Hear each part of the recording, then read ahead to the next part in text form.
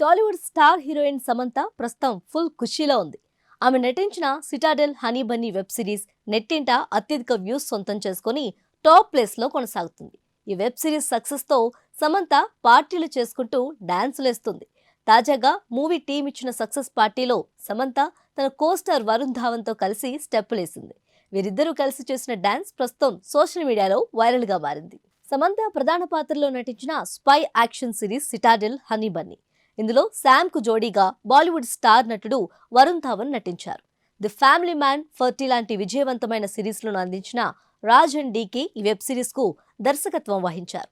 ప్రియాంక చోప్రా నటించిన Bollywood block buster web series Citadel కు remake గా ఈ సిరీస్ వచ్చింది. ఈ సిరీస్ అమెజాన్ ప్రైమ్ వేదికగా నవంబర్ 7 నుంచి విజయవంతంగా స్ట్రీమింగ్ అవుతుంది. తాజాగా మూవీ టీం ఈ వెబ్ సిరీస్ సక్సెస్ పార్టీని గురువారం రాత్రి ముంబైలో ఘనంగా నిర్వహించింది.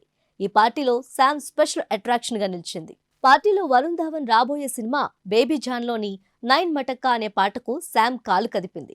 వరుణ్ తో కలిసి ఉత్సాహంగా స్టెప్పులేసింది. ఇందుకు సంబంధించిన వీడియో ప్రస్తుతం వైరల్ అవుతుంది. ఈ వీడియో చూసిన వారంతా వీరిద్దరూ ఎనర్జీకి ఫిదా అవుతున్నారు. సెలబ్రిటీలు సైతం ఈ వీడియోను షేర్ చేస్తూ అభినందిస్తున్నారు.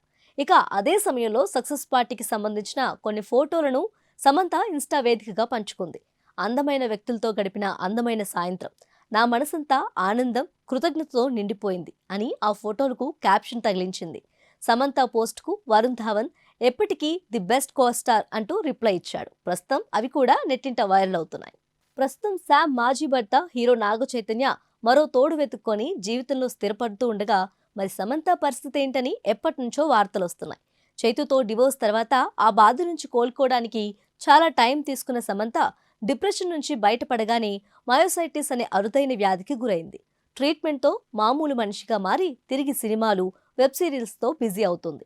ఇలాంటి పరిస్థితుల్లో నాగ చైతన్య రెండో పెళ్లి విషయం బయటకు రావడంతో శామ్ ఎలా స్పందిస్తారోనని అంతా అనుకున్నారు.